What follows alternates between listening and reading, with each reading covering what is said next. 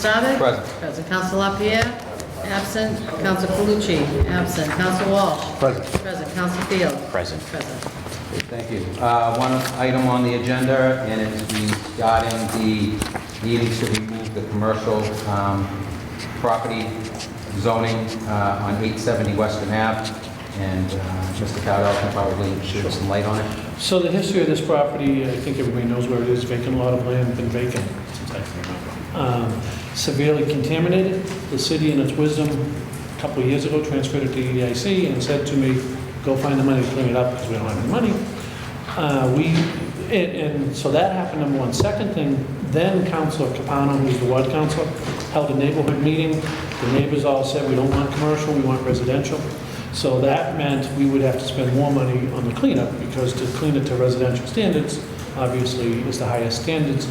We were successful in doing that. The property is now clean. It cost over $200,000 to do the cleanup of the property. Primarily, Jay, you appreciate this, petroleum, gas tanks and oil tanks that were buried there, and they were removed. So anyways, the property is now clean. It's ready to do housing. EDIC wants to enter into an agreement with Housing Authority Neighborhood Development to continue what they're doing, which right around the corner on Minot Street has been very, very much a success. And so when we started to go down this path, which is what the City Council told us to do, residential development, we found out that there was a deed restriction on the property, which meant just commercial could be there. So I would respectfully ask that you remove that so that we can go forward with housing development, which is what the council wants. So that's the wish of the committee. We would need a motion. What was that? I have one question. Just real quick. Was the deed restriction on them because of the contamination, Jim? Yes. Okay. All right, so the deed restriction said they didn't want residential on it because it was contaminated. Now that it's not, we can remove the deed restriction. Okay. I make a motion to remove the deed restriction so that it's good for residential also. And I'll second that. That's the order. An order that the city solicitor's office draft the necessary documents to eliminate the deed restriction requiring 870 Western Ave, Lynn, Mass. to be used for commercial purposes only, and hereby authorize His Honor the Mayor to execute the same. Second. Okay, motion been made and seconded. Any further discussion? Roll call, please. Counsel Stavic? Yes. Yes. Counsel LaPierre? Absent. Counsel Calucci? Absent. Counsel Walsh? Yes. Yes. Counsel Field? Yes. Yes. Okay. No other business? Motion to adjourn. To adjourn. Thank you, Mr. Chairman. All right.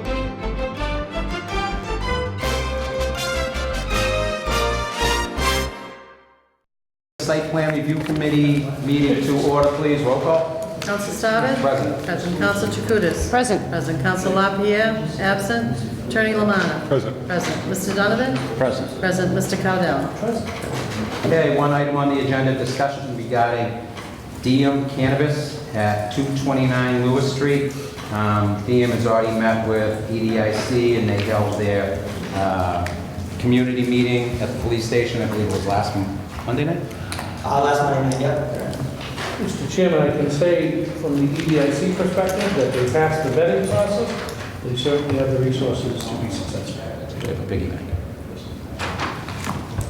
Okay, would somebody like to make a presentation? So my name is John Capano with Smith, Costello, and Crawford. We represent DM in their licensing with the City of Lynn, special permit. Looking to locate a marijuana retail establishment at 229 Lewis Street, aka 1 Chestnut Street. DM comes in highly skilled, highly experienced in the area. They have over 3 years experience in Oregon, operating in a regulated market, and a really competitive market as well. The main goal is that they know how to do this, they're experienced operators, and that's quite frankly what the city's looking for. People that are going to come in, know what they're doing, and be successful in the neighborhood. That is one thing that DM does do very well. They invest in their neighborhood, their employees, and the community around them. With us tonight is John DiNovella. He was their first hired bud tender up in Oregon. Now today he's looking over the operations here in Massachusetts. So that's an opportunity for Lynn residents, pursuant to the host community agreement, where we're going to do their best to hire locally and source everything from Lynn. There's plenty of opportunity here in this company for growth and good paying jobs. As mentioned, we had a community outreach meeting last Monday. I can tell you that DM has been highly receptive of the comments that we received regarding the neighborhood, their concerns, the parking concerns and things of that nature. John was out the next day, going door to door to businesses, looking for any feasible option. We're still working down that path to try to find something that accommodates both DM and the neighborhood. Outside of finding additional parking, DM's experienced in operating an online system that allows customers to order before they arrive, and they're going to roll out appointment only to start. The online service, we're looking to speak with their online server of data and things of that nature that we can give out to the city, but it's once someone is pre-vetted, so they have to come in for their first appointment, be approved by DM, they're now into the database where they can order online, pick up online, and this whole system is compliant with the CCC regulations. So that's the system that they're going to look into implementing. So, let's see, having said that, I think that turn it over to John unless you guys have any other questions.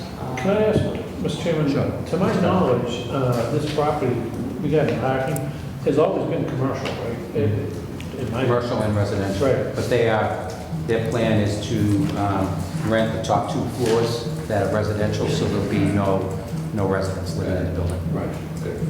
That's The- my point. Mr. Donovan? That building has an occupancy certificate that shows commercial on the first floor, residential above. It burned in 2009, was rebuilt, grandfathered, exempt from the parking ordinance, Section 9. However, any change of use from residential to office will require parking for the areas in the building that have been changed, the second and third floor. So parking would have to be provided. Without that parking, a variance would be required. Variance. Will be Board of from Appeals? the zoning board of appeals to section 9 of the zone ordinance, the parking would be required for the change of use. In addition, section 22(4)C of the zone ordinance regarding retail cannabis says that such an establishment cannot be located in a building used for residential except in the central business district in the Boston Street Business District. So this establishment cannot go in there as it exists today. It has to be changed. It has to be changed to a building permit, the use on the second and third floor, and once that happens, it's going to trigger a variance for parking for those. So there are a number of procedures here. So it can go in there, it just needs the proper approval. Board of Appeals. It needs a variance to go in there.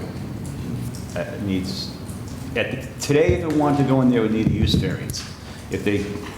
To allow it in there with residences above, which is an option to the zoning board of appeals.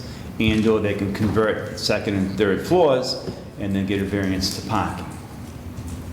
In addition, there is no parking, off-site parking available for this retail establishment. It's my understanding of this section of the zone ordinance that they have to have off-street parking somewhere. And the attorney said he's currently looking for that, right? Yes, but I would never recommend that the council grant any governing body grant a permit based on somebody looking without it in hand. I'm familiar with that area of town. There are not a lot of opportunities for parking down there.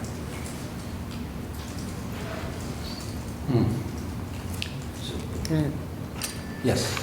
Is there any way, have you been talking to different businesses, maybe have a shuttle, if you could find enough parking for the business and have a shuttle going back and forth? Yes, that's an option that John has explored. We're still reaching out to other businesses. There are some parking lots within a half mile that would be suitable. We're still trying to get in touch with the owners of those properties, but we're definitely working on it. John was out the day after our meeting, going door to door, trying to get in touch with these property owners and business owners.